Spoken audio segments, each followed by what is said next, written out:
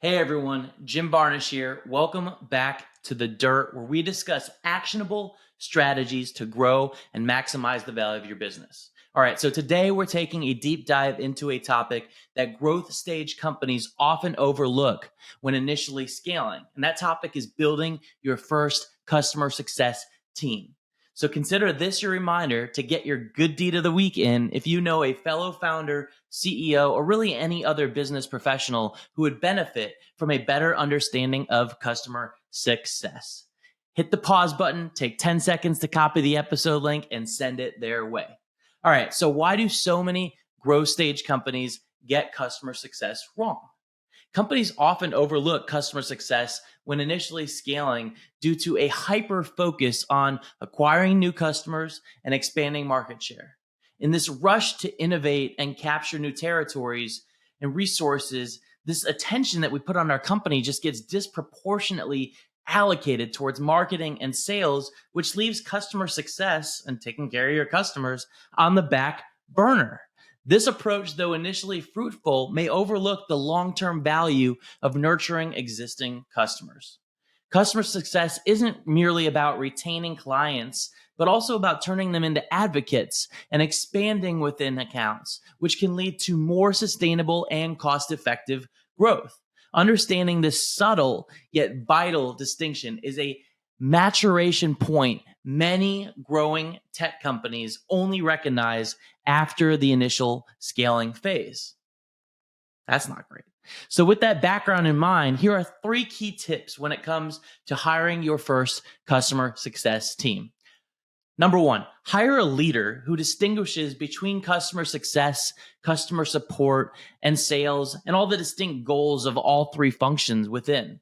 Let's look at Slack as an example. Slack's customer success team focused on helping customers achieve their desired outcomes using the product. This included onboarding assistance, educational content, and guidance on best practices. The goal here was to ensure that customers were not only using Slack, but thriving with it, making it an absolute need, not just a vitamin, but an absolute need, a pain pill, a painkiller, whatever you want to call it, fully integrating it into their workflows and deriving real value.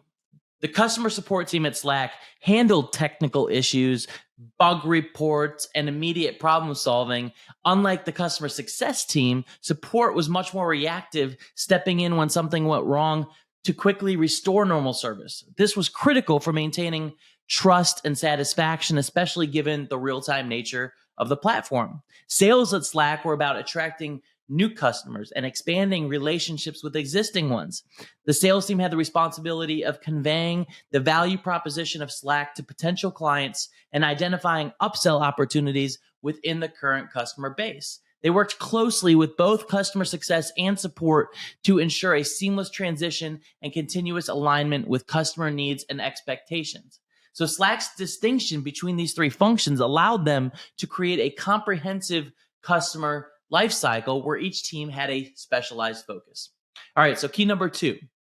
Metrics are your roadmap to success. You'll hear me drill into this all of the time, but it is so important on customer success. So for your first customer success team, they need to know what they're measuring and why behind it, like what they're doing and how that connects to the broader view of driving the company forward from a metrics perspective.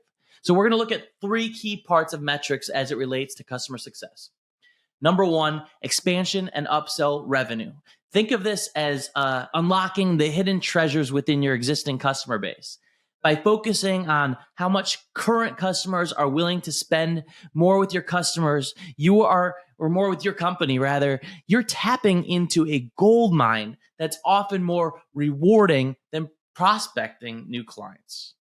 It's about maximizing the value of each relationship and in turn, boosting your bottom line. Now that's smart growth. Number 2, net revenue retention and gross revenue retention, or NRR and GRR for short. So these are 2 metrics that are basically the compass of your business or your compass of your customer success team at the very least. NRR gives you a full picture of your revenue landscape, including growth within existing accounts while GRR zeroes in on holding on to what you've already got. Both are vital because they tell you how well your product is resonating with customers. Depending on the goals and go-to-market strategy of your business, one of them often matters more than the other, but both are important, critical actually, to understand. If these numbers are high, you're not just keeping customers, you're captivating customers, setting the stage for long-term success. So what is high, you may ask? Well, you're cooking with best-in-class gas if your GRR is at least 95% and your NRR is at least 110%. Some companies have a GRR upwards of 99%. It's impossible to go over 100. And NRR is upwards of 125% plus. But best in class, at least 95 and 110. All right, so next one, Net Promoter Score and Customer Satisfaction Score. These are more commonly called either NPS or CSAT, but imagine basically having a direct phone number that tells you how your customers are overall and how they feel about your service at a specific instance or point in time. That'd be a pretty valuable number, right? Well, that's really what NPS and CSAT offer. NPS is about the big picture, revealing who's going to shout your praises from the rooftops over time, while CSAT really zooms in, offering a snapshot of how satisfied customers are at specific moments after an interaction. Together, these scores act as the pulse of your customer relationships, pointing the way up to higher retention and influential referrals. All right, last one, number 3, our last key, cultivate a team that will make customer success not just a function in the business, but a mindset across the organization. Fire them quickly also if they do not embody this mindset, which is part of the cultivation. So that means that your customer success team should be giving feedback to the product team on common issues that customers are having. They should be providing sales with pain points that they're seeing once the product has been implemented. Their QBR or quarterly business reviews with customers, those findings from them should be shared with leadership to help guide strategic decision making. For example, one of Orchid Black's clients, our sponsor of this podcast that helps tech companies grow and become the most valuable versions of themselves, built an entirely new company out of feedback from their customers on what they wanted, as it was completely missing from the market. They were initially selling into large brands for a product that helped them sell their inventory across different channels.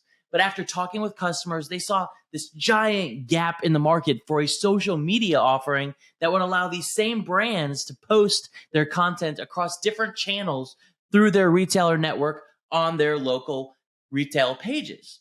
Okay, so what started as an ancillary add-on product has since transformed into a business worth more than $50 million a few years later.